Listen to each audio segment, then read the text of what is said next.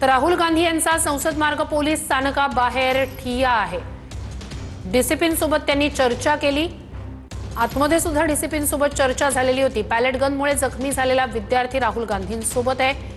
या विद्यार्थ्याचे कुटुंबीय सुद्धा त्याच्या सोबत आहेत। या प्रकरणी तक्रार दाखल करण्याची मागणी आहे। याआधी सुद्धा विद्यार्थी संसद मार्ग पोलीस स्थानकात पोहोचलेला होता, मात्र त्याची तक्रार दाखल करून घेण्यात आली नव्हती।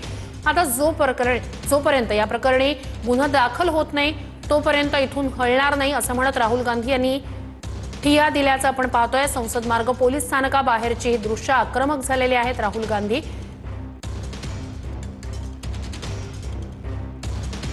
आपले प्रतिनिधी प्रमोद जगताप आपल्यासोबत जोडले गेलेले आहेत। प्रमोद, जवळपास पाऊण तासाहून अधिक काळ झालेला आहे। राहुल गांधी आज परिसरात आहेत, जखमी विद्यार्थी त्याच्या सोबत आहे।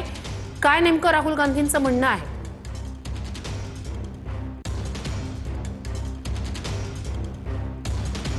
आपल्याला बघायला मिळेल आणि मग संवादामध्ये नेमकं कशा पद्धतीने डीसीपीं सोबत राहुल गांधींनी चर्चा केली त्याचं तपशील खरं तर राहुल गांधी यांच्याकडनं सुद्धा जाईल। सध्या मागचे 20 मिनिटांचा आपल्याला कालावधी झालेला आहे। श्रुती राहुल गांधी पोलीस स्टेशनच्या बाहेर बसल्याचं चित्र आपल्याला या ठिकाणी बघायला मिळते। राहुल गांधी यांच्या सोबत इतर काँग्रेसचे प्रमुख नेते देखील आहेत, म्हणजे शिवाजी शहराच्या खासदार असतील, रणदीप सुरजेवाला खासदार आहेत, त्यांच्यासह इतर काँग्रेसचे प्रमुख नेते या ठिकाणी पोहोचण्याचे चित्र आपल्याला बघायला मिळते। आणि अगदी काही मिनिटांमध्ये राहुल गांधींकडनं माध्यमांसोबत संवाद साधला जाईल अशा पद्धतीची माहिती आता काँग्रेसच्या नेत्यांकडून दिली जात आहे। तशा पद्धतीची तयारी त्यांच्या सगळ्या 3 केलेल्या आपल्याला बघायला मिळते।